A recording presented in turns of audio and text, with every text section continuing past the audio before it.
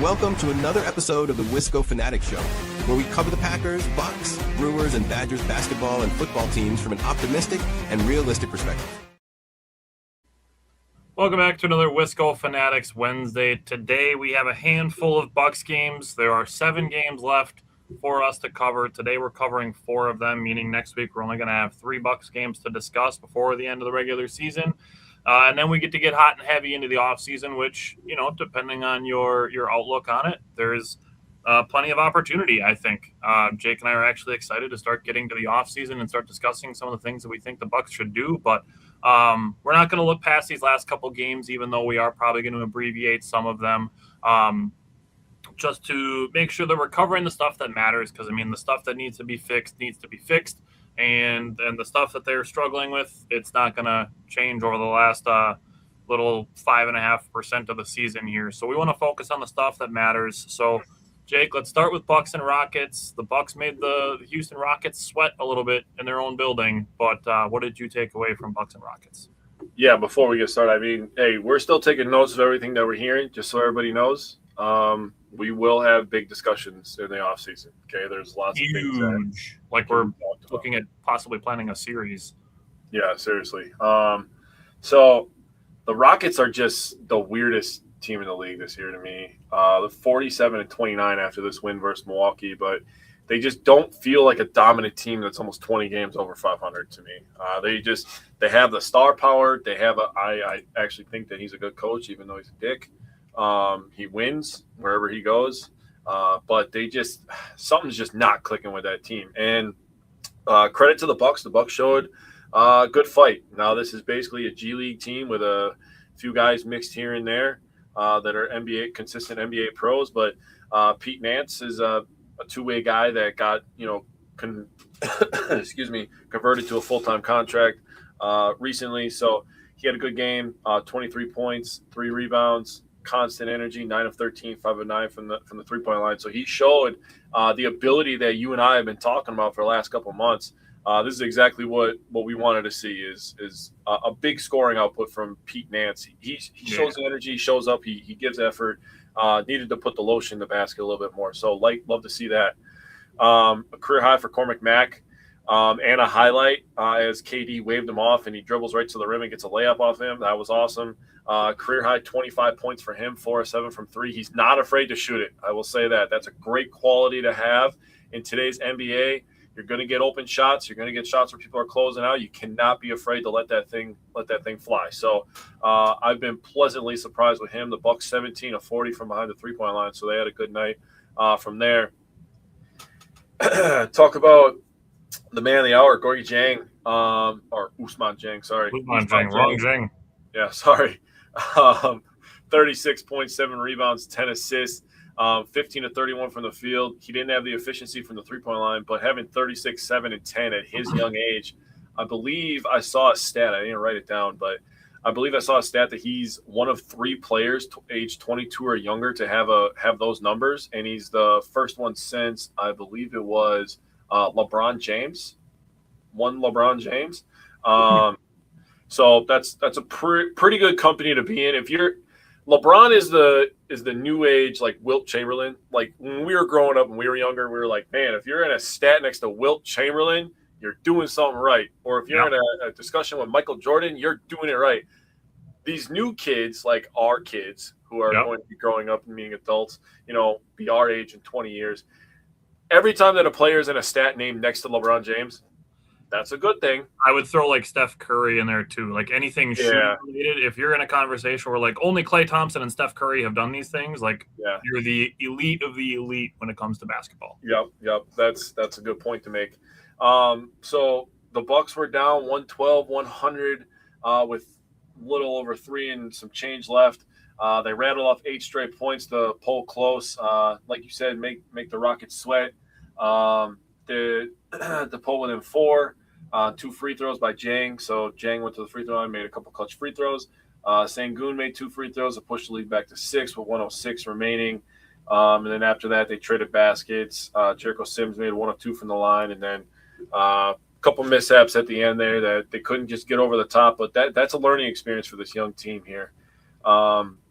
They fought hard. So I was proud of them in this game for all the young guys coming together and pushing a 47-win team to the brink like that on the road it's impressive to me. We were missing a bunch of our key players going into next year as well. Yeah, can keep that same thought process when we get to some of these later games, some of the things that I want to say. Starting with Pete Nance, I'm looking at how he can grow as a player. One thing I'll say is he's got to keep his feet on closeouts.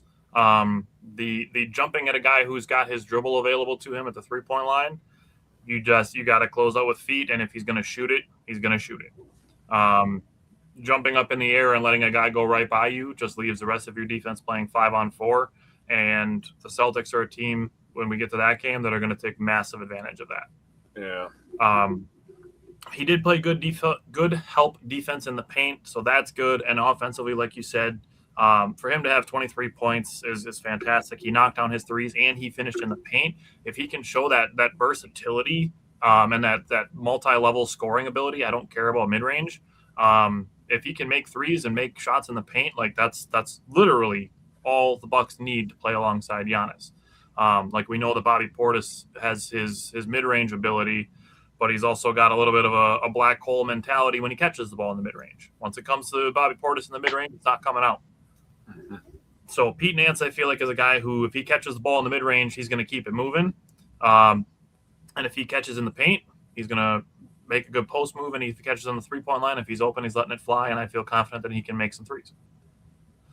You mentioned Ousmane Dieng. For him to do a good job of, I think he got a lot of work in this game and just this week specifically, driving and then bumping guys in the lane to get open looks. And I feel like if I could have Ousmane Dieng study somebody's tape over the summer, I would want him to watch like Chris Middleton tape. To show like, here you go, here's how you get to your spot. You have size, you use it, you get to your spot, you give a bump, you get yourself open, and you get a bucket. Because I feel like he's got that capability when it comes to the mid-range, while also being a good 3-point shooter and the guy that can get to the basket. Like Ousmane Dieng, the bag is deep. Like that's going to continue as a trend over the last week of the season. Yeah, he's kind of a supersized Chris Middleton. I like that comparison. A little bit longer. I like that. And he's got the 3-level scoring ability. Yeah. What I will say, he's got to do some work on his passing. He's got to stay locked in on his passing. There was a couple times he got caught passing in a lane where there was some rocket arms ready to deflect some passes. But he got a lot of point forward experience this week, and that's going to continue. It was really awesome. The fourth quarter, he scored 17 points in the final 9 minutes of the game. So he got real hot towards the end of the game. In the fourth quarter, he was 6 of 12 from the field, including 6 of 10 on twos, and had 3 out of his 10 assists, all in the final 9 minutes of the fourth quarter. So that was awesome. I do still think Jericho Sims is absolutely a rotational piece. You got to get more consistent at the rim, I think. I think there was a couple times where he had some opportunities where he could have pulled the ball down, landed on his feet, and then gone back up instead of trying to alley-oop finish everything. Yes, it's really cool when you get the alley-oop dunks, and it's easier to finish a layup than it is to bring the ball down when you know that guys are ready to hack you. I understand that thought process, but once in a while, you just got to catch it, know you're going to get fouled, go up strong, and try to get some and ones. Yeah, we got to give him a shout-out for his 20 rebounds, though. That's the literally next thing that I have. I have that said, 20 rebounds is crazy. Yeah, that's a good game. And 8 of them on the offensive glass. So that's where I'm coming from with Jericho Sims absolutely being a rotational piece next season. We'll talk about how so. And then AJ Green and AJ Green Jr. AJ Green didn't shoot very well in this game, but he did play good defense. He was 5 of 13 on threes, which is decent. Had 15 points and 8 rebounds, and I think he played good defense. So I'm going to call that out when I see it. And then AJ Green Jr., he actually got his first 2 baskets in the paint, being Cormac Ryan, and then he started hitting threes. He got super hot in the third quarter, 11 points and 3 assists in just the third quarter out of his 25 points, 2 rebounds, 4 assists, and a steal. I'm down to call him AJ Green Jr. because he's on the exact same career path so far. I like that. All right. You want to hit some 90-second recaps and talk about these other 3 games? Yes.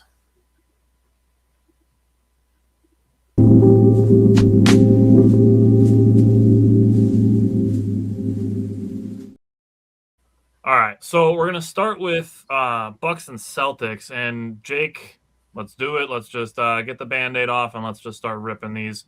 And 90 seconds. Give me your thoughts from Bucks and Celtics. Yeah, so Taurean Prince showing his value again. Clearly a guy that was more missed than Bucks fans really considered. 18 points on 8 shot attempts, made 7 of them, 4 or 5 from 3. So he showed great efficiency. Kyle Kuzma, I really like his role on this team with a coaching staff that would know how to utilize his length and play style correctly. I think that he could be a good rotational piece, the same way that we both feel about Jericho Sims. Jang, he's getting on scouting reports, and it was pretty obvious in this game. He's gonna have to figure out how to have counter moves to his initial moves, but that's part of his growth. Pete Nance, double, shout out for him. Celtics just had a crazy first quarter. They played Miami the game before this. They had their season high points of 53 points versus Miami in the first quarter. They followed that up by making 8 of their first 9 3-pointers versus the Bucks and scoring 43 points, which is the most points that the Bucks gave up in a first quarter this year. And they've been struggling in first quarter, so that's saying something at this point. The AJ Green 5 3-pointers. He shot 9. Something we've talked about is getting him more shot attempts from the 3-point line. And yeah, shout out Jericho Sims for having 6 assists, by the way. That's pretty wild that he was the leading assist man. Yeah, and I'm just going to jump right in on Pete Nance. He's got to work on his pick-and-roll defense. So from the Rockets game, keep your feet on closeouts. Celtics game, work on his pick-and-roll defense. But he is a good piece. Like you said, 14 points, 10 rebounds. He handled the ball a tiny little bit, something that the Bucks are playing without basically any point guards or any point forwards. Ousmane Dieng is obviously getting a lot of ball handling, and his bag is deep. But as he gets more experience, I'm going to start looking for a little bit more efficiency. I'm going to hold off to what I'm going to say about how I feel about Ousmane's role with kind of the role that he's forced into a little bit for when we get to the Nets game. But holy threes this game, dude. 84 combined three-pointers between the two teams. Boston was 17 of 37. Bucks were 21 of 47. That's 45.9 and 44.7%. So both teams over 44% on threes is crazy. And like I said, Cormac Ryan is absolutely on the AJ Green path. He's a 3-and-D guy. And it's not even necessarily that he's like a lockdown clamp defender. It's just that he's a willing defender. So he was only 2 of 7 from the field and 2 of 4 from the 3-point line, which is pretty solid, and 5 of 5 at the free throw line, which is great. And then I wanted to end on Pete Nance. So he had 14 points. He was 4 of 9 on threes, which is great, and 10 rebounds. That's his first 14 and 10 game in 11 games that he's played over, I think it was 26 minutes was what I set it at. Just to look at Bobby Portis. Bobby Portis has done that 10 times in 67 games, so it's essentially 1 in every 7 games. So I don't think it's far off to say that Pete Nance can be the Bobby Portis replacement that we're looking for. Mm-hmm. Okay. All right. Cheaper, too. For sure, 100%. All right, so another 90-second recap, and let's talk Bucks Grizzlies.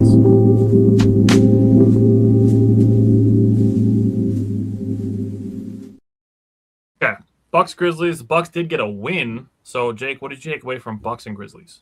Yeah, first thing that I wrote down is winning is not exactly what we're looking to do. Not that I'm a fan of tanking, but if you're at this point in the season, you're just going to want a better draft position anyways. There's under 10 games left at this point. So at that point, you're looking at draft boards and you're just like, yeah, you might as well just lose these games. We'll try to repair the Giannis relationship in the offseason, and then we'll go from there. That's the mindset going into every Bucks game for the rest of the year. Now, shout out to Gorgie Jang. God damn it, Ousmane Dieng. I keep freaking saying the wrong names. Willie Peralta over here. Wow, you got a new one. I got to start writing his entire name now, because that's what I had to do with Freddie's. I had to start writing his entire name. But anyways, Ousmane Dieng, 17 and 9 and 6. The Bucks shared the ball really well, 30 assists. They also turned the ball over very well, 20 turnovers. They shot the ball pretty efficiently. And I do want to give a shout out, a pretty cool moment from Alex to Thanasis on the lob. That is a cool moment, even though people are going to have some salty feelings about it, blah, blah, blah, this, blah, blah, blah, that. If you had an opportunity to play an NBA game, a professional basketball game, a baseball game, or a football game with your blood relative, I guarantee you'd be jacked up about it. I don't care what record it is or what city or what team or whatever. This was the battle of cities that LeBron apparently hates. It is what it is. But I just thought that was a pretty cool moment. Good pass from Alex. Good finish from Thanasis. Also, again, shout out to Taurean Prince. 5 of 5 from the three-point line. That guy, man, is he underrated or what? I disrespected him badly last year. Dude, I said it last year. Like, he could be like a really under-the-radar signing. Yeah. For me, looking at the Grizzlies game, I want to give credit to Ryan Rollins because I've been pretty critical of him shooting step-backs this season. Especially when it comes to doing it against taller defenders. What I will say when it comes to the Grizzlies game is he was doing it much more fluidly. Yeah. So I wanted to give him credit for that, just for him being able to play in rhythm when shooting those step backs. That to me is a much better shot than some of the ones that he was taking the last couple weeks where he's, just shooting and stepping back just to be able to get a shot over a 7-footer. Those are the shots that I don't like. If you're playing in rhythm, playing fluid, you're getting good footwork, completely different story. So for him to be 10 of 16 from the field and 4 of 7 from the three-point line, to finish with 24 points, 4 rebounds, 3 assists, only 2 turnovers is pretty solid in my mind. Pete Nance, he got a poster dunk, and he played pretty good on-ball defense. Those are what I have in my notes for Pete Nance. Kyle Kuzma and Ousmane Dieng tied for the team lead with 6 assists each. Kyle Kuzma was balling a little bit in the first half. He was making some really good passes. A couple of them got tipped, but I liked what I saw from him. Taurean Prince, he shot amazing after having a flagrant foul called on him, after having a completely missed foul call where he gets slapped on the arm, then he gets a flagrant foul call. I just want to say this. I should have let the timer run out before I said this, but the fact that Taurean Prince got called for a flagrant foul in this game and Russell Westbrook didn't for grabbing Giannis by the shoulders really just highlights the way that this bullshit season went when it comes to how the Bucks were officiated. Yeah, it puts a real nice bullshit bow on there. I agree with you. So that was trash. Like, I'm fine with Taurean Prince getting called for the flagrant that he got called for. But again, if you're grabbing somebody around the shoulders, there's nothing basketball about that. Don't give me that shit. Yeah. Last couple things. With Taurean Prince, he was 7 of 8 from the field, 5 of 5 from the three-point line, like you said, 19 points, 3 rebounds, 3 assists. That's insane efficiency. And then I wanted to end Miles Turner, 19 and 11. Good to see him have a good game towards the end of the season. And then Cormac Ryan, he didn't shoot great Friday against the Celtics, but he bounced back very well on Sunday. He was nearly perfect. 7 of 8 from the field, 3 of 4 from 3, 4 of 4 from the free throw line, 21 points, 4 rebounds, 3 assists, and 5 steals. Like I mentioned with Ousmane Dieng needing to be better locking in on passing in the Rockets game, Cormac Ryan was doing that to the Grizzlies, just playing in the passing lanes and tipping passes and turning them into steals. So that was good to see. All right. One more 90-second recap for Bucks and Nets.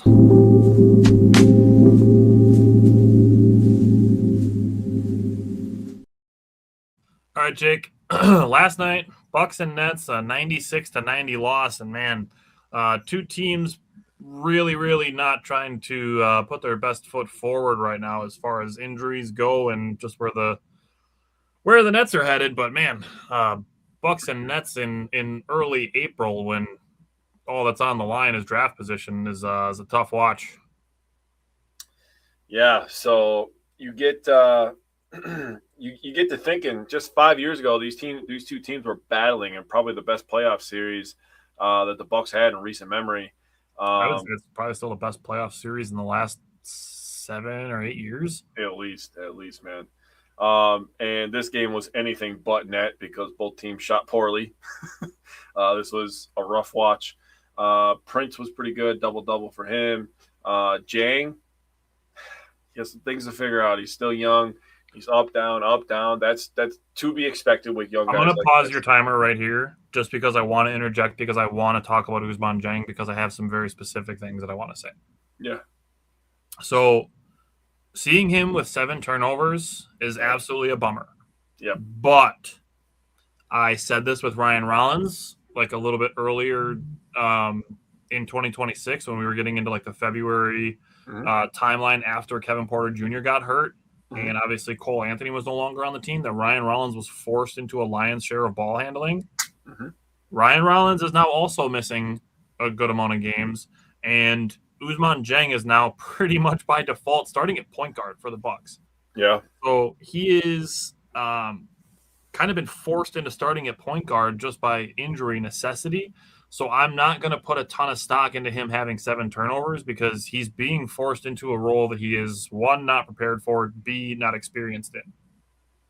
Yeah, it gives me a little bit of Giannis vibes with Jay Kidd and Giannis forcing him to play point guard. Just a guy who, he has that feel of a playmaker. He just doesn't have the ability yet to read defenses, the big physical players. Now, the Nets are really putting out a G League team as well, but EJ Liddell had a really good game for the Nets last night, 21 points, 4 rebounds, an assist. He didn't turn the ball over. He was just on the floor to shoot and score, and he did that very well. He did bank in 2 threes, which was ridiculous, but that's neither here nor there. Yeah, it is what it is, man. It's the NBA, man. Everybody's going to be shooting, and some people are going to be making more than others. Shout out to AJ Green getting 12 shots. He was hunting last night. Cormac Ryan, he only got 6 shots off, but he did a nice job. I thought he played in the flow of the offense. I don't think he was forcing anything, so that's something that I've enjoyed watching him as well. Andre Jackson Jr., man. So I know we're going to talk coaches in the offseason, but, man, I was talking about the Bucks need to go maybe get Hurley, and maybe he could fix Andre Jackson Jr. because he had him in college. And the Bucks could honestly use a guy with discipline like Hurley. That's just my personal opinion. But, yeah, that's 90 points in an NBA game is just – it is what it is, man. We've seen it in 3 quarters. Yeah. Dude, we've seen the Bucks when they were at their peak score in the 70s in first halves, dude. Yeah. Like, yep. 90 total. Rough. Yeah. For me, looking at the beginning of this game, Jericho Sims actually got off to a really nice start. I think he's actually really grown throughout the year as a passer, and I would throw Pete Nance into that mix as well. Yep. And I think there's something to be said for the fact that when we've talked about these guys this season, we talk about how they keep the ball moving and how they keep themselves moving when they don't have the ball. So for both of them to have 6 assists in the same game, in a game where the team did not shoot well, is crazy. Yeah. So good for them. I think the ball movement was actually pretty decent. It just really comes down to, like you said, the shot making was just not there. I mean, the Bucks made 15 threes, and 13 out of those 15 came from AJ Green, Taurean Prince, and Cormac Ryan. That's a pretty rough spot to be.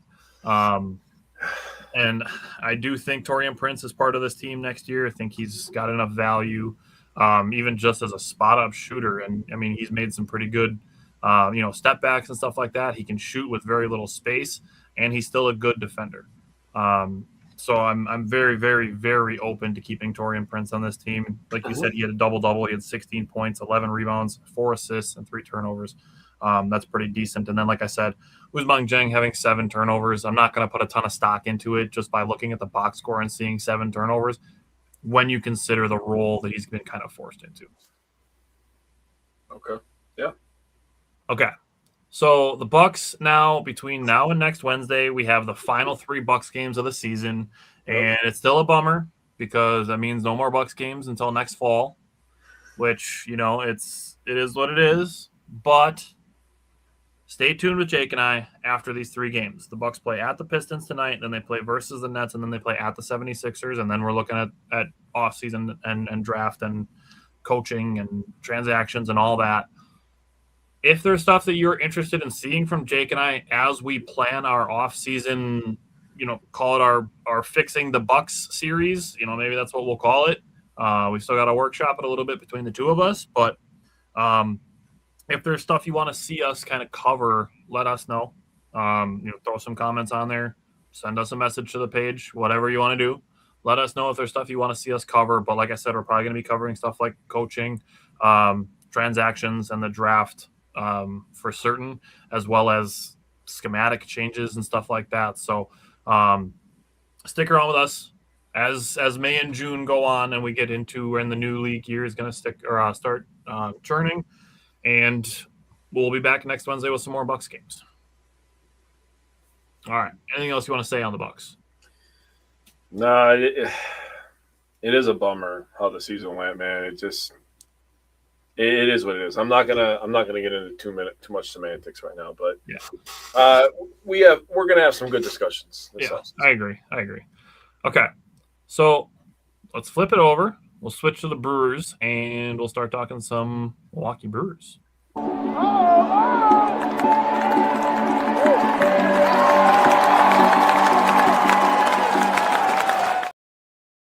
All right, so vibes are a little bit different when it comes to the Brewers, even though they lost their series with the Red Sox. But we have a win series against the Royals, and then the losing series against the Red Sox. Honestly, when you go on a 6-game road trip, you would like to be 4-2 and win both series. But I think a 3-3 road trip is always fine, especially with some of the conditions that we'll talk about when we get into the Red Sox series. But start with Brewers and Royals. Game 1. What did you take away from? That's pretty valid. I saw that posted on X the other day, and I was like, yeah. I can see it. Just wait, like 2 months from now, we're gonna put a Packer logo next to that Brewer one. Maybe 3 months, probably July. Okay, yeah. They'll be excited for the Packers to get going and training camp and all that. You're not wrong, but it'll all be sunshine because the Brewers are good. So we got rained out on Friday night. I was all excited. Had a good week of work last week, and I was like, yeah, man, I'm excited to go home, watch the Brewers play their first road game, and rained out. And I was like, the rain is really starting to piss me off. But we got a doubleheader, first doubleheader of the year, man. So I was excited about that. First time wearing the baby blues. I don't understand why everybody hates the gray pants. I don't think it looks that bad. It's fine. It doesn't look as bad as people are complaining about it. It's fine. It's there. Trust me, we've seen some bad jerseys in our day. Okay, these are not bad jerseys. No, they're fine. They look fine. I would rather change the helmet up a little bit than the pants, but that's just me personally. I wouldn't stay with the dark blue and the yellow. I would maybe go to a baby blue helmet. Maybe that would tie it together a little bit better as well. Just my opinions. The pants can stay. I could get behind that. So, anyways, first time wearing the baby blues, first time on the road. Chad Patrick on the mound, gives you 5 innings, 4 hit ball, 0 earned runs, had 3 walks and a K. Aaron Ashby, who's been really, really good this year, by the way. He's been used a ton. I know that he had a little bit of a rough outing in this one, but the Royals offense is actually very good. The Royals are a good baseball team. They're a playoff team. They got a lot of professional hitters over there. Pasquantino. They got one of the best players in baseball, Bobby Witt Jr. Taglianone is a stud. Salvador Perez is one of the best veterans in the league. Yeah, and he's just a walking Hall of Famer. I mean, they got a good team over there. I could not put any more respect on Salvador Perez. That dude is a true professional, and like you said, he's a walking Hall of Famer. Yes. But in this one, the Brewers got 5 runs in the first 3 innings, all via Garrett Mitchell. Garrett Mitchell, our guy. You said it first, and I 100% agree. It feels so good to be 2 of the few people that have not given up on Garrett Mitchell. Yep. Coming into this year, he played, I think it was a total of 142 games in his career, just been absolutely bitten by the injury bug, unlucky. He rehabs, he comes back, re-aggravates it. It's just like, dude, we know that this guy has all the tools. We just have to see him put it out there. And, in the first inning, he crushed a double, 108.8 off the bat.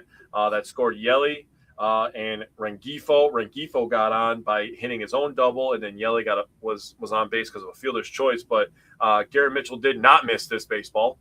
Then in the third inning, he crushed a home run, 420 feet. He absolutely golfed that thing out of there.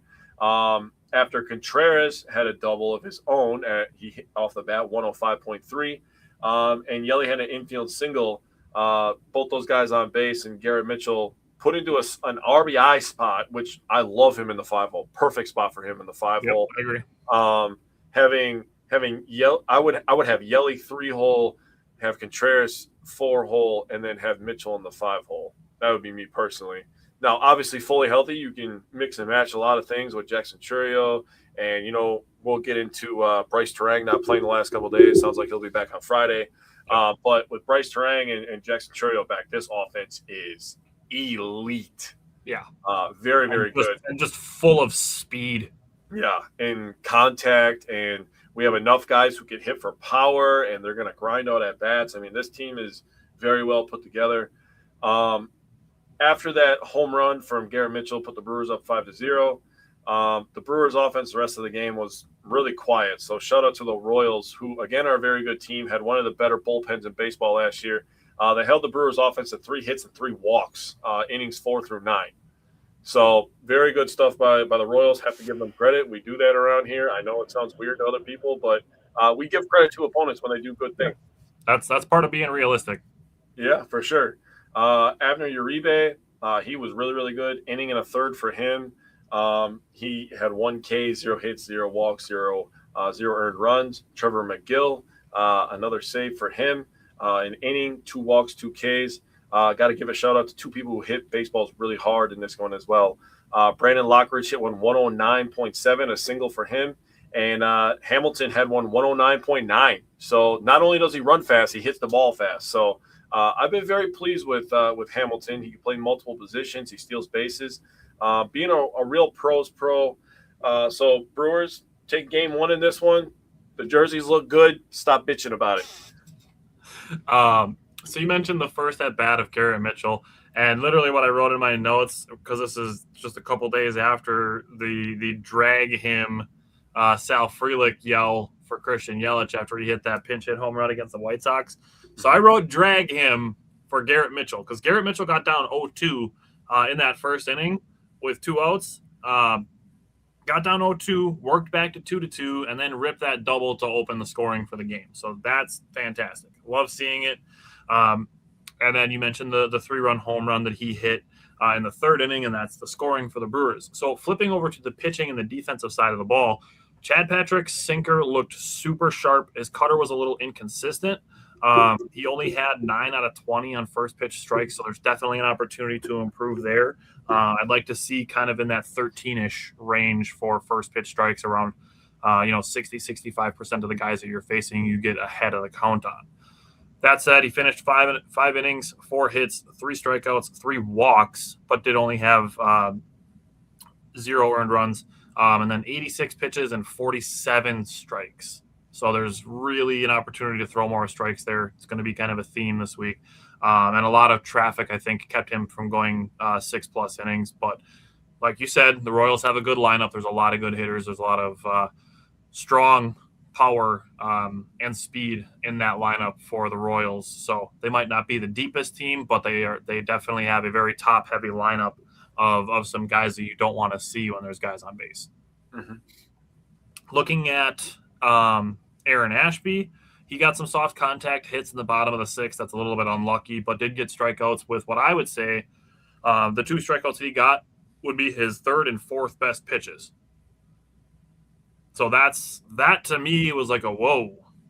Is Aaron Ashby taking another step in his dominance with his pitching? Like, he was bullpen dominant last year, and I'm like, if it ain't broke, don't fix it. Right. Aaron Ashby, it does seem like, is going to be the new Nick Mears, where it doesn't matter if the Brewers are off. Like, Aaron Ashby's warming up in the bullpen. Like, he's going to pitch damn near every day. Like, if we get to the end of the season and Aaron Ashby has 86 appearances on the season and he pitched basically every other day. Yeah, it's going to be that way. He did struggle in the 7th inning a little bit, but like you said, Abner came in, cleaned it up, finished it up. And then I just want to give credit to Trevor McGill. So we get to the 9th inning, and Trevor McGill gave up a walk on 4 pitches, came back, got a strikeout on 4 pitches, gave up a walk to Bobby Witt Jr., and then froze Vinny Pasquantino for a backwards K.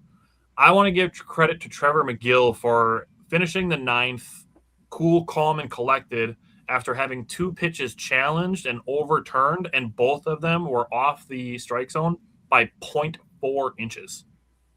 Yeah, that's tough. So, like, I know if I was on the mound and I see the guys challenging and then it gets challenged and it's off by 0.4, that I'm going to be like throwing my head back being like, damn, like 0.4? Really? Like, I'd feel that way. And it would be completely human to feel that way. But Trevor McGill locked in and he still finished the game. And no sweat for the Brewers finishing this win. All right, let's jump into game 2. And I want to talk about the 3rd inning.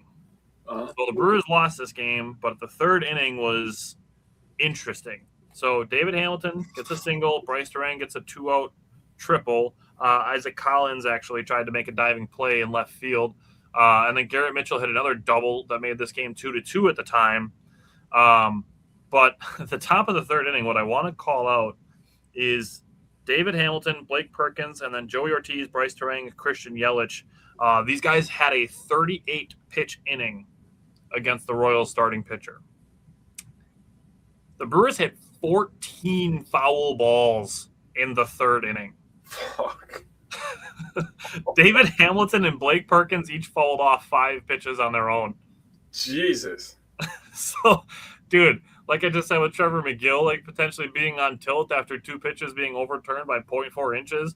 Yeah. Like, if I was a pitcher and it's just like foul ball, foul ball, foul ball, foul ball, it's like, fuck, can you just swing and miss already? Damn.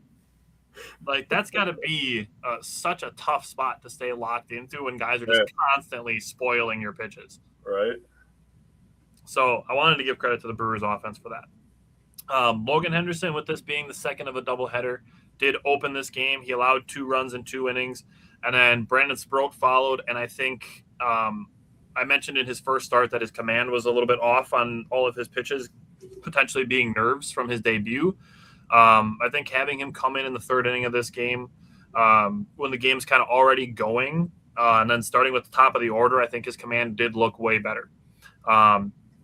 He struck out Bobby Witt Jr., allowed a 2-out walk in his first inning.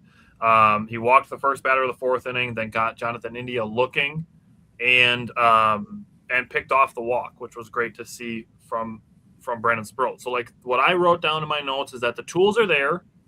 If he cuts down the walks, he's got ace-level stuff. He's not our number 5 prospect for nothing, dude. Right now, but I truly believe he's got ace-level stuff. Yeah. So, when we talk about the Freddie Peralta and Tobias Myers for Brandon Sproat and Jet Williams, and Brandon Sproat being in the Brewers' top 5 prospects right away, I can see why. Like, he passes the eye test. It's just we need the results to follow. Yes. And if there's going to be anybody that's going to turn him into, I don't think he's going to be quite like Mizorowski or like Tariq Skubal level, but I mean like a guy who can throw in like the kind of mid to upper-ish 90s. So, I mean, those guys don't grow on trees. I mean, 10 years ago, that guy would have been an ace for sure. Mm-hmm. And 20 years ago, he would have been a Cy Young candidate on day 2 just by the fact that he can throw 98 consistently for a whole game. True that. So the stuff is there. The first hit that he allowed was the solo home run to Salvador Perez. And then the 3 straight 2-out singles ended his night before he could finish the 6th inning. And his command was still just a little bit off. So I do feel like I saw progress. He gave up 2 runs before coming out of the game. And Jared Koenig comes in with 2 outs. And unfortunately, those 2 inherited runners score. And then Koenig let 2 more runs in as well. And Brandon Sproat, you look at his ledger, and he has 2 2/3 innings, 3 walks, 4 strikeouts, 4 hits, and 4 earned runs. I don't think he pitched as bad as that box score looks. Because you look at those 2 inherited runs, and then you look at the fact that they came from Jared Koenig coming in with 2 outs and guys on first and second base. You should be able to trust Jared Koenig to get you out of that inning.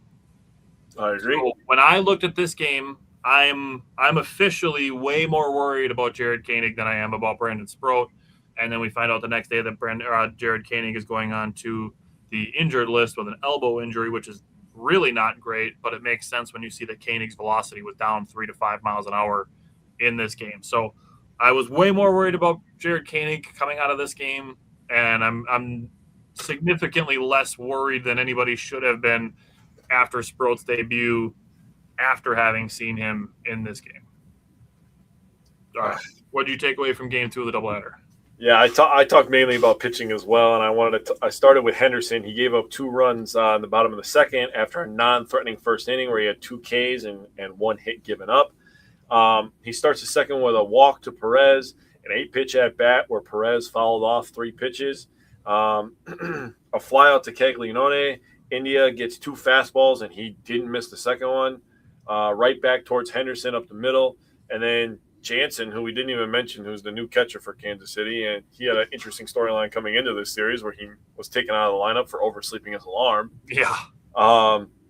He gets 2 RBIs off a double on a changeup, and then back-to-back changeups that he got from Henderson, and he didn't miss the second one. And then he got a flyout and a strikeout to get out of the inning. So good mental toughness for Henderson after giving up those runs to come back and get a flyout and a strikeout. So that's growth that I like to see as well. And then with Sproat, you were talking about how his command was a little bit better. I literally word for word said his command was a little bit better. So that's improvement. So for me, that's a positive takeaway. I feel better about Sproat after this game. And I was looking at Baseball Savant, and I wanted to look at his pitching distribution. He throws a sinker 38% of the time, cutter 22%, and the sweeper 14%. So he has 2 other pitches, but I wanted to write down his top 3. That's his top 3 pitches that he's throwing. So the sweeper, he's missing with that one. If he starts to land that sweeper for strikes, dude, it's going to be game on. Told you, ace level stuff. The stuff is there. He did have the top 5 fastest pitches of this game. Just so everybody's aware, he had the top 5 fastest pitches of this game. If he starts landing that sweeper, the sweeper will be really good against right-handed batters. He starts getting that cutter. That's going to be good against lefties. The sinker is obviously elite. He's got a lot of movement on it, and he's got the velocity on it. So he gets those 2 things down. I really like Sproat. He's going to be a really good prospect. Logan Henderson's another guy. Logan Henderson's a guy now with Jared Koenig. I wrote this down on the bottom of my page, a very, very small print. Logan Henderson's an interesting guy now because Koenig going on the IL opens up a spot. Now I know that we have a ton of lefties in the bullpen. We have Hall, we have Ashby. I mean, we have a ton of people that could be in that spot, but do they give it to Logan Henderson? Is he a long relief type guy, or do they want to keep him in a starter role? Logan Henderson's an interesting guy for that role. They have a lot of options with pitching. I'll just say that right now. Right. Yeah. Embarrassment of riches, to be completely honest with you. But offensively, Terang had an RBI. Mitchell had an RBI, both with 2 outs. Terang had a triple in the top of the third. Mitchell had a double right after the triple on a 2-1 count. Brewers were 2 for 6 runners in scoring position. They had 2 more stolen bases in this game, 1 from Lockridge, 1 from Ortiz. So Brewers doing Brewer things offensively, except for runners in scoring position. Didn't get that many at bats because they didn't drag the pitcher enough. But that's a shout out to the Royals for bouncing back after a game 1 loss. Yeah. All right. So let's jump into game 3. What did you take away from Sunday's game, the 8-5 win to win the series? Yeah, Harrison, 5 1/3, 3 hits, 2 earned runs, 2 walks, 6 Ks, 6 of the 9 total strikeouts for the Brewers. He had 9 swings and misses as well, so that's a good sign. Get that number into the 12 to 15 range. You start talking about that's a really, really good pitcher. But I like what I saw from Harrison. Anderson, 2/3 of an inning. Uribe, 1/3 of an inning. They both gave up some runs late in this one. Zerpa was really, really good. I think that Zerpa is going to be the guy that Brewers fans are going to fall in love with come late July, early August. He's going to be the guy that everybody talks about, outside of, the Rebes and the McGills, the people that we know. I think right. Zerpa is still, to the casual fan, people aren't going to know him as much because they don't pay attention to transactions and stuff like, some diehards do. So Zerpa is going to get very popular in Milwaukee in the summertime. So just telling you right now on April 8th. Okay, so be prepared for that when people find out who Zerpa is. 6 players with RBIs for the Milwaukee Brewers, and 10 players reach base. Just so you know, on a regular day, only 9 people bat, and 10 people reach base for the Brewers. So that's incredible stuff. The only person that got an official at bat was Joey Ortiz. The only one that didn't get on base. Hey, it's going to happen. You're not going to get on base every day. Yep. Not everybody can be fucking Barry Bonds, dude. Or Tony Gwynn. Right? Brewers got off to a hot start, scoring 3 in the first inning. Contreras had a walk followed by a Yelly triple. And then El Gary, numero 3 on the year, just crushes one 414 feet to left field. I was watching the game with my father-in-law, and every time that Gary Sanchez comes up, he's just like, that's a big motherfucker. And I'm like, he hits the ball far. When he gets a hold of it, it usually doesn't come back. And he's like, well, I can't imagine he runs very fast, hits the ball, goes over the fence. And I'm like, you don't have to run fast when you hit it like that. You get to walk as slow as you want, pretty much. And he did a little bit of toe tap before he touched the base in this one. So I had to tell that story because it was so funny. Casey got 2 back in the third off of their own homer. The Brewers answer in the top of the fourth. That's what good teams do. We talk about answering runs with runs in basketball. We talk about it in football, controlling the ball, controlling the time of possession. In baseball, when you're able to answer runs with your own runs in top or bottom halves of your inning, that's what good baseball teams do. Thanks to Lockridge and Perkins. Contreras with insurance in the 6th with a 2-run single. KC closed the gap in the 7th inning. The Brewers tacked on a couple more runs in the 9th to secure the win and the series. They did have more runners in scoring position opportunities in this one. 12 at-bats with runners in scoring position, got 4 hits in those at-bats. So, this was a much more brewery game for the Milwaukee Brewers, and they come away with 2 out of 3 in their first road series of the year. Yeah, so that second game, the Brewers were actually tied in that game 2-2, and the Royals scored 6 2-0 runs. The Brewers then gave them a taste of their own medicine a little bit, which is a taste of the Brewers' medicine. So they did what they do to a team that did what the Brewers do against the Brewers. So if you followed all that, the Brewers in the first inning gave Kansas City 3 runs with 2 outs, and then it added another one in the 4th inning. So just more 2-out production at the end of the 8th. I mean, the 7 with 2 runs, 5 without a home run, and then 2 with 2 outs and no runners on. That's the varied ways that the Brewers are scoring runs is it's what wins you 90 games plus every single season consistently, is when you can score multiple ways, when you can win multiple ways, when 4 or 5 runs basically becomes your magic number that you can like turn it over to your pitching staff and be like, hey, thanks for the dub, guys. That's what makes the team really good. Obviously, that depth helps. So, like Jake said, 10 guys getting on base when you start a lineup with 9. I mean, that's obviously that shows depth. And I think the Luises both did some things that helped. The Luis Rengifo had a hustle double after noticing that the left fielder double clutched a ball. That's just staying locked in. I mean, I get that it's really early and it's easy to be locked in early in the season. And Jake's going to say dog days of summer 74 times between the months of June and August. It's one of my favorite sayings of the year. So brace yourselves for that about 2 months from now when Jake starts saying dog days every other game that we talk about. Hey, I'm going to bring up another one of my favorite words that was brought up today by Jeff Levering. So you just wait for that. Oh, I'm throwing that back in the rotation, dude. All right. Right back in the rotation. All right, I'm with it. And then I wanted to give Luis Matos some credit for him to get Bobby Witt Jr. at the plate out of all people. Bobby Witt Jr. in the bottom of the 3rd inning with a 2-3 game. The Brewers had a 2-3 deficit. And Bobby Witt Jr. draws a walk, steals second. Vinny Pasquantino hits a single, and Matos throws out Bobby Witt Jr. at home. Like, Bobby Witt Jr. is one of the fastest guys in the Major League Baseball, and, like, he's one of the best players in Major League Baseball. Like, I would confidently say he's a top 10 player in baseball. Yes. So with Luis Matos to have been here for like 45 minutes and throw Bobby Witt Jr. out at home, that's awesome to see, and that's contribution. Mm-hmm. Looking at the pitching side of things, Kyle Harrison, like you said, I think he was really good. He pitched 5 1/3 innings, 3 hits, 2 walks, 6 strikeouts, and the 2 earned runs. I think he did a really good job keeping his breaking stuff low in the zone, and his velocity was good. So I'm excited to see more Kyle Harrison.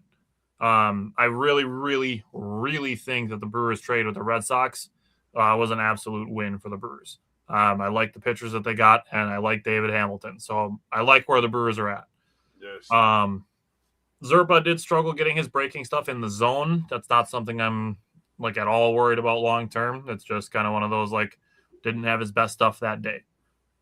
Trevor McGill, on the other hand, I do think he did have some pretty good stuff. His fastball was really good, so that was encouraging to see. And then the Brewers, just looking at hard hit percentages, the Brewers had hard hits on 59.5% of their batted balls, and Kansas City was only 30.8%. So nearly doubling up the opponent's hard hit percentage. I think that's going to correlate over the larger sample size with wins. It just means that you're seeing the ball well if you're hitting the ball hard. All right. Let's jump into the Red Sox series. Let's get the fun one out of the way, although it was a little stressful in the middle there. But let's start with Brewers and Red Sox. Game 1. Jake, what did you take away from the opener? Yeah, Brandon Woodruff on the bump. Brewers playing in Boston, 5 and 2/3 innings, 7 hits, 3 earned runs, 2 walks, and 4 Ks. Gotta say, man, and you said it first, so I want to give you credit, but he is an absolute gamer. He's a dog. He's a gangster. I mean, you can use whatever you want to describe him, but him going back out there multiple times when I was like, nice. Oh man, yeah. I was, honestly, I was just like, man, they're probably going to be careful. We talked about it plenty. They're probably going to be careful with Woody early in the season. Nah, Woody said, no training wheels. I'm a grown ass man. Give me the goddamn ball when I want the goddamn ball, and they needed it. So. These are the things I really want people to understand in the grand scheme of things. Tyler's talked about zooming out. Baseball is the most zoom out sport that you can have, where football is the complete opposite. So you have to critically grade things differently in football than you do baseball. But these games in April, do they matter? Yes, I'm not saying they don't matter. But, saving innings from your bullpen early in the year when the Brewers were the most used bullpen all year early in the year last year, saving innings from your bullpen right now from Brandon Woodruff, that could be massive 30 days from now. I think even just to the point of giving your bullpen like a little bit more of a ramp up type thing. You look at like a smoother curve into how much they're being used going into the season instead of just being like, all right, spring training, we get our innings, and it's like, oh shit, we're being used every day, we're going up. Yep. It's not such a vertical incline in usage. Yes. So I think that's a really good point. So, Guy Woodruff, who obviously has been on some good pitching staffs and would be considered an ace on most staffs, just ended up behind a guy who won Cy Young and was just ahead of a guy, Freddie Peralta, who should have been getting more Cy Young love, but he's going to now. He will now that he's in New York. But he should have been getting more, and Woodruff was in that conversation, no question about it. Finished fifth. He finished fifth in 2021, yeah. Yeah, the year that Burns won it. God damn. There's so many names I'm trying to remember. We've got a couple new people at my work too, so I'm trying to remember their names as well. But brain fried. Aaron Ashby, 3-0 in a year now, by the way, after this game. An inning and a third, 1 hit, 1 walk. Like I said, this is the game that really made me think about it. It was like, man, Aaron Ashby's being used a ton. So great shout out by you saying that he might be the new Nick Mears, but he has been good, and his breaking stuff has been really good, dude. Oh, yeah. Yep. He's been elite with that breaking stuff. He froze somebody today with it. So I mean, really, really good stuff. Anderson inning clean, and I'm gonna save Zerpa for a second because I have something that I want to say about him because he was impressive to me. Okay. Again, a day for the Brewers offense where 6 guys got RBIs. That's impressive stuff, dude. Like, you have 8 runs being driven in by 6 different people. By 6 different people. It's just all hands on deck consistently. I should have said this with the Royals game, but in the first game with the Red Sox, Yelly, Bowers, Contreras, Terang, Mitchell, and Frelick were the 6 people that got RBIs. Mitchell just comes through again with a couple 2-out RBIs. Terang also had a steal, his 4th of the year. The Brewers had 18 at-bats with runners in scoring position. They were just loading the bases up consistently in this first game. Yelly ended the game. He was the best offensive player for the Brewers on this day. He had probably the play of the game, to be honest with you. He went 3 for 4 from the from the field. 3 for 4 with the bat. Scored a run, which was super impressive. Great IQ by him. To see that ball, completely ignores our third base coach and just says, yeah, I'm going in to score real quick. He's the best base runner in baseball. Yep. He had an RBI and a walk, so he's on base 4 times. He's played in 11 games. This includes today. He's played in 11 games this year. He has 6 games where he has multiple hits. Damn. The guy is back. If you forgot, by the way. He had this guy coming off a 29 home run season last year, 100 RBIs. So just missed out on that 30 mark. But he did have the 100 ribbies, hit for a really good average last year. So Christian Yelich is back, dude. He's pretty much over all those injuries. He doesn't have his full power back, but if he gives me 25 to 30 every single year, I'm not going to complain too much. He's a great leader in the locker room. He had to show great leadership in this game specifically. There's something that we could talk about. I don't know if you want to ignore it. I'll let you decide. We can save it for the end. But I want to talk about Zerpa real quick. Okay. For Zerpa to throw, I think they said he threw 21 or 22 pitches in the Royals game. And then to come back and be asked to get his first career save in Boston, man, oh man, is that impressive to me, man. A guy who throws as hard as he does. Now, he only has a couple pitches he throws, but that's a lot of torque to put on that elbow early in the season. So I talked about Woodruff saving innings, and Zerpa comes through. Zerpa and Woodruff get my stars of the day if I was giving those out, because they were tremendous in this one. This one was pretty crazy back and forth, honestly. So what do you got with Brewers and Red Sox game 1? First things first, I do, like you said, I want to talk about Brandon Woodruff. His fastball changeup combo looked pretty decent. He got hurt by some soft contact, and then what I will say is some questionable umpiring regarding the quote-unquote hit by pitch, and then the subsequent play after that, which we'll talk about separately. But Woodruff should have been out of that inning. I think there was 2 runs essentially gifted to the Red Sox with that situation. His velocity was down 2 miles an hour on a few of his pitches through the first 4 innings of the game. And then as the game goes on, he ramps up.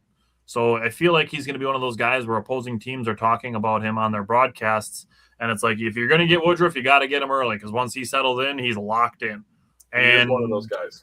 I mean, it's just true. It's just true. You look at it, and it's like, okay, I thought he was going to be done after the 4th inning because he had the long layoff during the top of the 4th. Yep. And it was cold out. Yep. And then I didn't expect him to go for the 5th inning. Then he comes out for the 5th inning, and I'm like, okay, cool. And he takes him 5 pitches to go 1, 2, 3. And it's like, oh, okay, all right, cool, thanks. All right, now we got him through 5 innings. And he comes back out for the 6th. I'm like, oh, shit, here's Brandon Woodruff again. I didn't expect him to see for the 5th. Here he is for the 6th inning, and he's a dog for going through 5 2/3 when I thought he was only going to pitch 4 innings. He retired the final 6 batters that he faced. Gave up 7 hits, 2 walks, 5 runs, 3 of them earned, 4 strikeouts, and he threw 94 pitches. I did not expect 94 pitches to come on Brandon Woodruff's ledger after only throwing 67 in his first start. Right. That's what I'm thinking, dude. The other pitching note that I had was I wanted to give Grant Anderson some credit. I'm pretty proud of him for going a 1, 2, 3, 8th inning after the Brewers grabbed that 7-5 lead. Yeah, that's a good shout out. All right, let's talk offense. So, beginning of this game goes, the Brewers put 2 guys on in the first inning. Back-to-back strikeouts ends the inning. They put 2 guys on. They get another walk, a single, no runs. 3rd inning rolls around. You get a walk. You get a 10-pitch at-bat that ends in a single for Yelich. And you get a fielder's choice and a strikeout and a ground out and no runs. But stacking traffic. We talk about this all the time. If you've watched our show before, we talk about stacking traffic. 2 men on in each of the first 3 innings and no runs, but 66 pitches. And to Bio's credit, his breaking balls were eating up Garrett Mitchell until Garrett Mitchell had an infield single, and sometimes it's all you need is to get on base and you start feeling good. Yeah. Brewers broke through in the 4th inning. They saw 45 pitches and sent 9 guys to the plate in the 4th inning. Yes, sir. So it was kind of the inverse of the second, where the second went Sal Frelick walk, David Hamilton bunt single. Sal Frelick had an infield single, and then David Hamilton drew a walk. Perkins bunted him over, and then they went walk, reached on error, and single, walk, and a 10-pitch at-bat that did end in a ground and double play for Luis Angifo. But the Brewers broke through in that 4th inning, and they added 2 insurance runs on an opposite field hit by Garrett Mitchell, who, like I said, broke through after having 2 pretty rough-looking strikeouts in the beginning of this game. Yeah. So there's credit too. Like, it's not just, there's Garrett Mitchell. He's got 2 strikeouts. There's the real Garrett Mitchell. It's like, no, he's a true 5-tool player, and the contact is there also. Now, let's do the fun part before we do the really fucking annoying thing. So the Brewers left 11 guys on base, which is obviously not a situation you want to be in, and they didn't hit any home runs. So if I told you those 2 things and nothing else, you got to be like, shoot, the Brewers probably lost like 5-2, something like that, right? They left 11 guys on base, didn't hit a home run, and they scored 8 times. Everybody got on base though, so that's where, like, there's so much depth to this team, dude. There's so much depth. Like, everybody brings something to the table. Yeah. Even if it's not one side of the ball or the other. Like, we know that Yelich probably isn't going to play many games in left field. Like, I'm going to say it's probably going to be less than 40 games that he plays in the field. Joey Ortiz probably isn't going to bat above 260 generously, but we know he's going to give you elite defense. Yep. There's a couple other guys where it's like, okay, those are, your end of the bench guys or guys that are filling in for guys that are injured, but this team is super deep. Now, let's address the annoying ass elephant in the room, being Wilson Contreras. So I cannot believe, and I don't think you could find outside of like a ball being thrown behind somebody, a less hit by pitch than the almost touched hand pad that Wilson Contreras wears with his hands right on the inside line of the strike zone and acting like he took 98 to the ribs. I would be embarrassed if somebody in the Brewers was acting like that. Like, bro, you got a free base and the ball didn't even touch you. And even if it touched your little hand pad thing, like one of the stitches touched it, you didn't feel it. There's no pain. It's not like you got to rub your thigh a little bit because you took, a curveball to the elbow. Like, there's nothing like that. Ball didn't touch you, in my opinion. And if it did, it's the tiniest little nick. But people see 24 hit by pitches, and that's the only number they want to pay attention to. Never mind the fact that he's seen 468 plate appearances against the Brewers in his time, because he played for 7 years with the Cubs and 3 years with the Cardinals.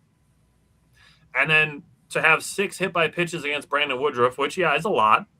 But Brandon Woodruff has 33 hit by pitches in his career. Brandon Woodruff has 9 years in the league, and he's hit 33 batters.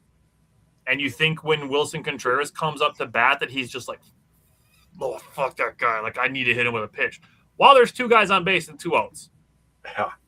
People acting like Brandon Woodruff is headhunting Wilson Contreras and that it has nothing to do with the fact that Wilson Contreras stands right on top of the plate. Like, what are we doing here? Like, acknowledge some reality. Like, yeah, it's unfortunate that he got hit, but again, you're running real fast and loose with the word hit when it comes to this game. And again, I don't give a shit about he's the only guy who's been hit 24 times with less than 500 plate appearances. He doesn't have any more plate appearances against anybody else than he has against the Brewers. But he's been hit at a higher rate against other teams. Like, against the Padres, he gets hit like 15% of his plate appearances. Against the Brewers, it's 5.1%. Against the Pirates, it was 3.6. Against the Cubs, it was 3.6. And against the Reds, it was 3.8. Think about the Cubs. 1.5% difference, but the Padres is 15%. If he played the same amount of plate appearances against the Brewers and the Padres, he'd get hit like 75 times.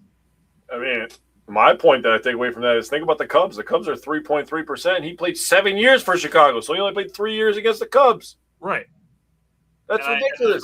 There's other National League teams that he played against more than the Cubs, just because he's only been in the NL Central against the Cubs for those 3 years. But it's the NL Central, so it's the division. That's why I put the Cubs in there. No, I totally understand. Over like the Diamondbacks or the Braves, like that doesn't matter. It's the divisions that matter. Yep. So, and that's why I left out the Padres. That statistic was brought in by somebody else. In our Twitter replies to the posts that I made about this, highlighting these percentages of how much he's getting hit, to just highlight, like, dude, and he's been in the league for 10 years. It's not the first time he's pulled some bullshit like this, the way that he's acting. Like, it baffles me that people don't recognize that this is how he acts, even when a guy like Christian Yelich says, like, yeah, we've seen it for 10 years, that this is how he acts. But people want to act like Brandon Woodruff and the Brewers just want to hit Wilson Contreras with baseballs. Like, dude, if they wanted to hit him, they're not going to scrape his fucking hand pad. Nope, they're going to hit him right in the thigh meat. Yeah. So, like, also, like, the Brewers are winning the game. Like, what the fuck do they care about Wilson Contreras hitting a solo home run in the 9th inning?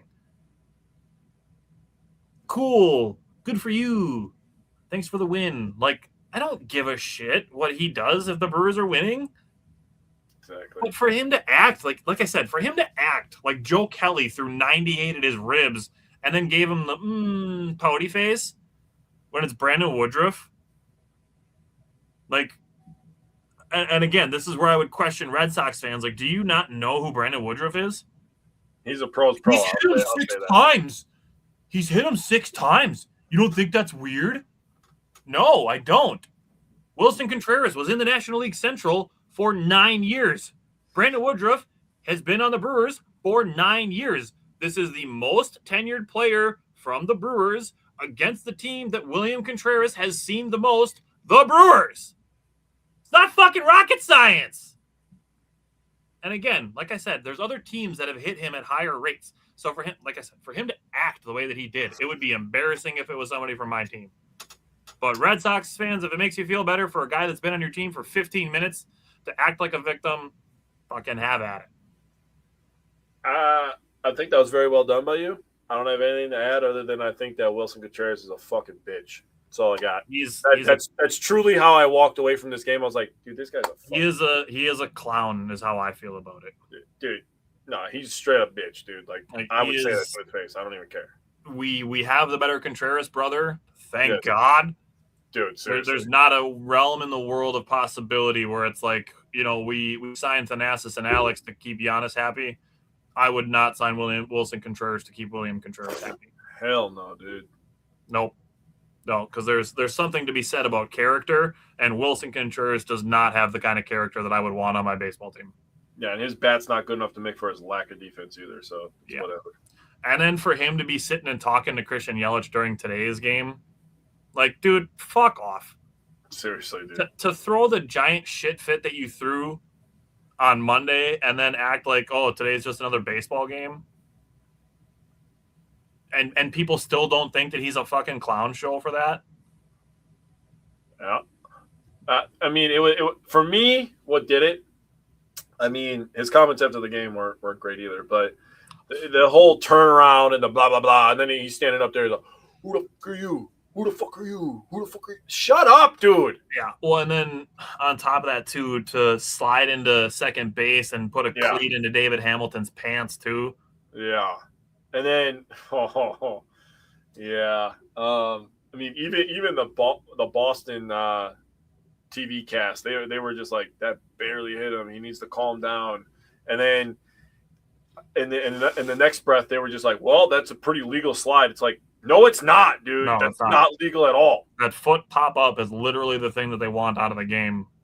But, you know, coming from Boston fans who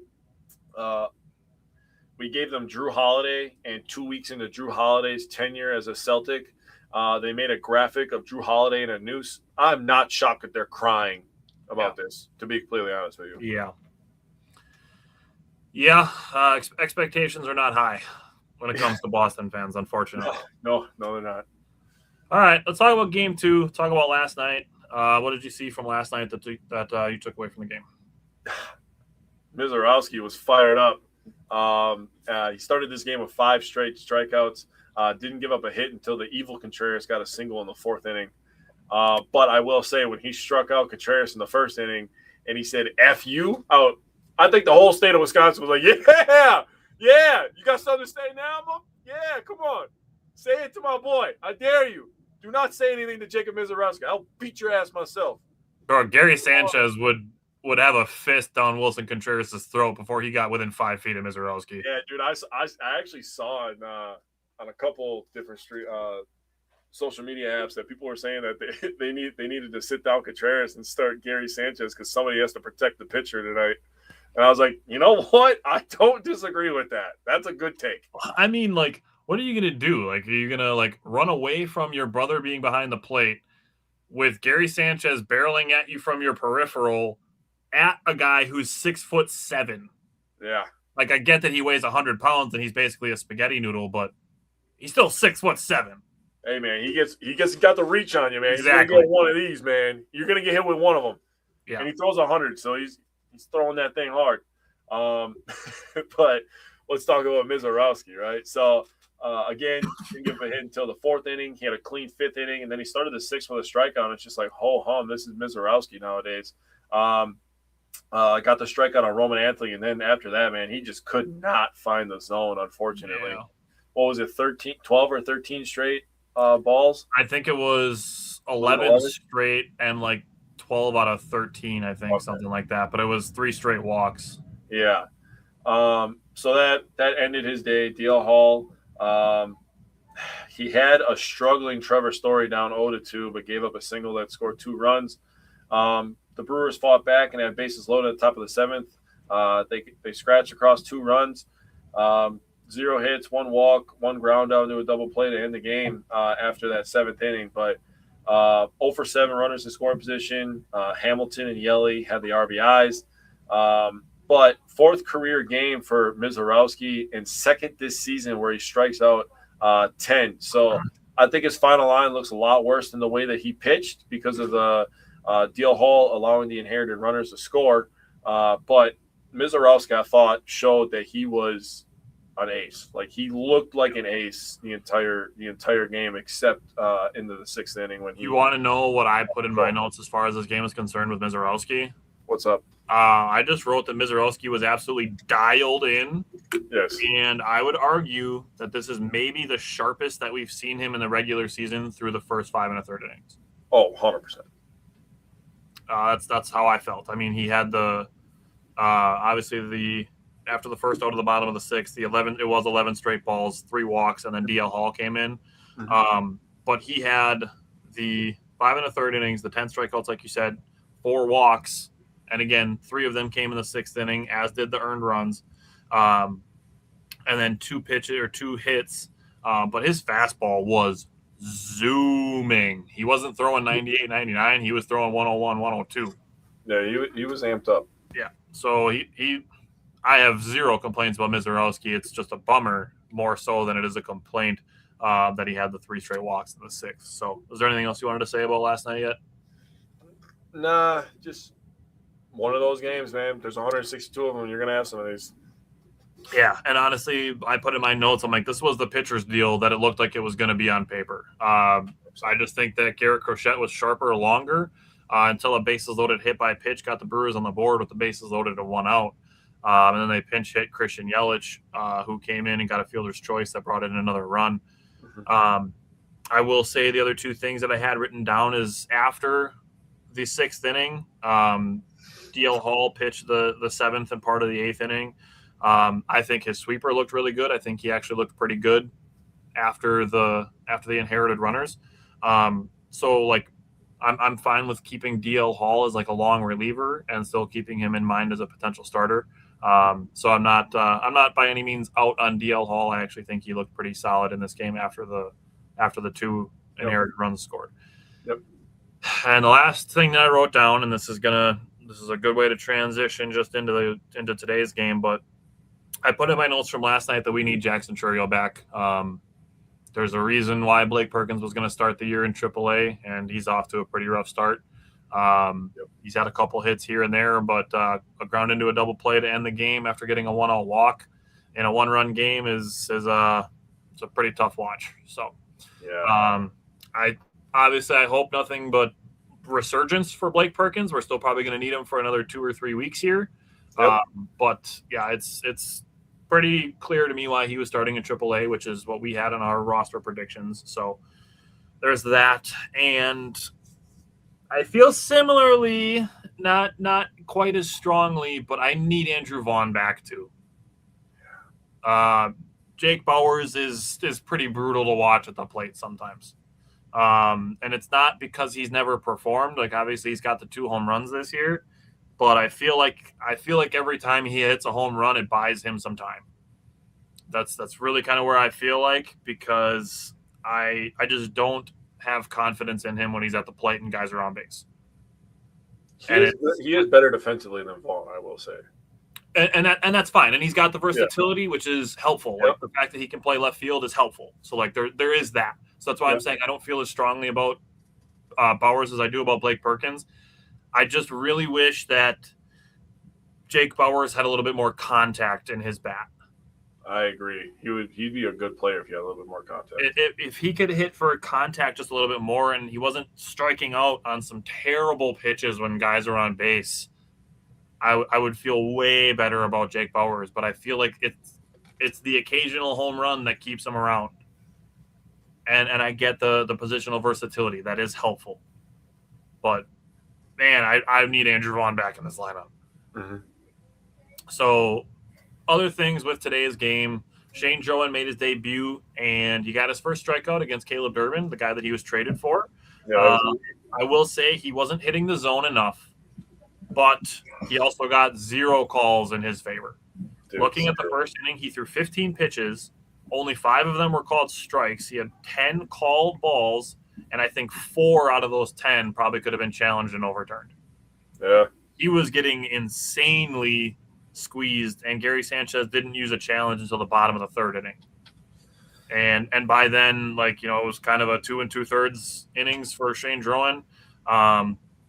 Through 63 pitches, only 28 were strikes. So there's something to be said for just the Brewers as a staff need to kind of get their command in check a little bit. I'm not going to freak out because it's literally April 8th. But through the first 2 weeks of the season, I need to see a little bit better command out of some of the Brewers staff. But I will say with Shane Drowan, I wasn't expecting him to go 6 innings or anything like that. I was thinking maybe 4 tops. Mm-hmm. So for him to pitch 2 2/3, it's not like, oh my God, we have to pull our starter already. It's nothing like that. If you watch the game or heard the broadcast, they're saying the Brewers are off tomorrow. Everybody's available except for probably DL Hall. I wasn't super worried that he had to come out a little bit earlier, just because I didn't expect him to go more than 4 innings in this game. Mm-hmm. So there's that. Aaron Ashby, I do think, did look really sharp. His breaking stuff looked fantastic. So I'm very encouraged by what I've seen from Aaron Ashby through the first 2 weeks of the season. And then I think the Brewers' best chance to score today was the top of the 3rd inning, and the Brewers had 2nd and 3rd with 2 outs, and that's where Jake Bauers struck out, and I'm just like, okay, that's how this is going to go. And I just kind of want to throw it out there. It was kind of a weird week as far as the weather goes, and I'm not using it as an excuse, but I actually want to use it to maybe even give a little bit of credit to the Red Sox because they were able to win 2 out of 3 in the series. The sun and the wind, it was definitely throwing off the outfielders. And you look at the Brewers, who obviously play in a stadium that has a retractable roof, so you don't have to worry about that as much. That's a home field advantage thing for the Red Sox. That's their ballpark. They get to play in it 80 times a season. The Brewers get to play 80 times in a season in a temperature-controlled building that if it's raining, doesn't matter. The game's still on. Mm-hmm. So that's a benefit for the Red Sox. That's a point in their favor that they get to have that as a home field advantage, which is a real thing. So I just want to throw that out there. It was windy, sunny. Some of the games were cold. I mean, it's kind of a weird week. So again, I'm not freaking out about anything just because the Brewers lost their first series of the season, and it's April 8th. So, Jake, what did you think about today's game? Yeah, so Milwaukee was shut out at Fenway for the first time since 1991. So that was a long time ago because I'm old, and that was before I was born. Drowan, I thought, looked pretty good. He has a crazy good head of lettuce, by the way. I got to shout that out. Just watching baseball just makes me want to grow my hair out, honestly. Have the swag underneath the hat. I'm not gonna lie. I'm just like, dude, watching baseball, it's like seeing all the hair. It's just like, yeah, dude, it makes me want to grow my hair out, get my swag back. You covered the pitching pretty well. The Brewers had 4 hits as a team. The first batter of the game was one of them. Sal ripped a double down the line. Yelly had a 2-out single in the 3rd after Mitchell had a walk. You mentioned the strikeout after that. Lockridge had a 2nd inning 2-out single, and Hamilton had a 7th inning infield single. Those were the 4 hits that the Brewers got today. So I didn't really have much to add to the pitching. You covered it pretty well, but the last thing I do want to say is Jeff Levering using the word kerfuffle in 2026 is some elite stuff, dude, and I'm throwing that right back in the rotation. I'm seriously, I'm just going to start saying it in the most random times at work, dude, and just being like, hey, you guys want to get into a kerfuffle here or what? feel like you got to follow it up with like, you want to tussle? Yeah, dude. You want to tussle in this kerfuffle? Hey, what do you think about that? Yeah. Put him up. Put him up. Ah, shit. I love it. In an old-timey place like Fenway, too, is just... No, it really makes too much sense, dude. Alrighty, so the Brewers have 3 games against the Nationals starting on Friday and 3 games against the Blue Jays after that. And we were asked, one of the things that we were asked to do as far as our coverage this season goes is to give a little bit more coverage as far as the minor leagues go. Minor leagues do start a little bit later than the majors, so we are going to give the minor leagues a little bit of time for the sample sizes to get going before we start being like, hey, this is how these are going. This is how AAA Nashville is doing. This is how AA Biloxi is doing. And these are how the Timber Rattlers are doing, and these are how some of the other rookies that the Brewers drafted in 2025 are doing. We want to give a little bit of time before we're like, yeah, he's doing great. He's 3 for 3. He's batting 1,000 this year. Like, we want to let the sample sizes increase a little bit before we start making some judgments on some stuff. So I think I would say look out in May. That's when we're going to start having some minor league reports. We got a schedule planned out for that as well. So that'll be part of our coverage starting in May. Other than that, we'll have 3 Bucks games, 6 Brewer games next week. And then also we're going to have 4 Brewers games because they play on Wednesday at 6:40. They have off on Monday. Oh, they have off on Monday, so they play. Oh, yeah. I even have it written down, dude. I even have 3 versus Nationals, first of 3 versus Blue Jays. Yep. So 3 Bucks games, 4 Brewer games next week.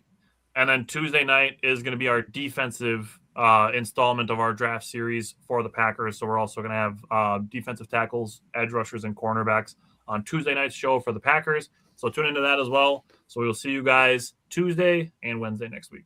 I'm going to let you guys go with one last thing. Since we talked about minor leagues, I saw this stat the other day, and it was amazing. Jesus Mate is the youngest player in AA baseball, which is like, obviously. He would also be the youngest player in high A baseball if he was playing high A baseball. Yeah. Yeah. So the Brewers are going to be all right. They're good now, and they're going to be good in 5 years. So damn. Enjoy it. That's crazy. All right. Love that. Thanks for tuning in.